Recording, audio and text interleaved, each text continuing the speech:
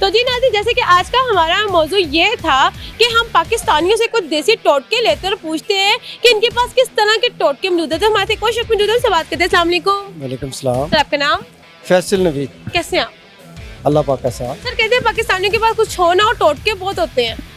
पाकिस्तानियों के पास कुछ होना हो, जुगाड़ बहुत होते हैं। जुगाड़ में टोटके भी तो आते हैं ना। जो उसके साथ टोटकों की तो बेशुमार बरपार है ना पाकिस्तानियों के पास।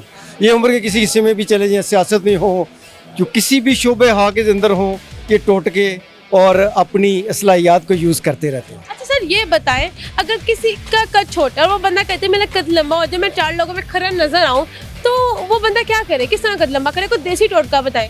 वेरी सिंपल है जी। उस बंदे को चाहिए कि शेख रशीद साहब के जो ना संगार की तरफ देखें और इमरान खान के पीछे दौड़ना शुरू कर दे, उसका कद ऑटोमेटिकली बढ़ जाएगा। वाह जी वाह। और अच्छा कि इन्होंने सियासी टोटके को ना 7+ कर दिया है। अच्छा ये बताएं, किसी का जो है कोई बंदा बहुत मोटा, उसने पतला होना, वो क्या करे? वेरी सिंपल है। जितनी महंगाई हो गई है ऑटोमेटिकली पतला हो जाएगा। अब तो फाके हैं, दिन को भी फाके, रात को भी फाके। उफ हाय सियासतदानों, लानत है तुम पे।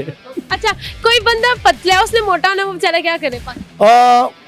पतला है तो मोटा होना पाकिस्तान के अंदर पॉसिबल नहीं है, क्योंकि यहाँ पे बिल की टेंशन है, रोटी की टेंशन है, कपड़ों की टेंशन है, और सबसे बड़ी मनहूस आदमी इमरान खान की टेंशन है, जो दिन रात आए दिन कभी जेल भर दो, लोगों के बच्चों को अंदर कर दो, हकीकी आज़ादी लेके आ रहा हूँ। और भाई क्या क्या लेके आए हो, हमें जीने दो।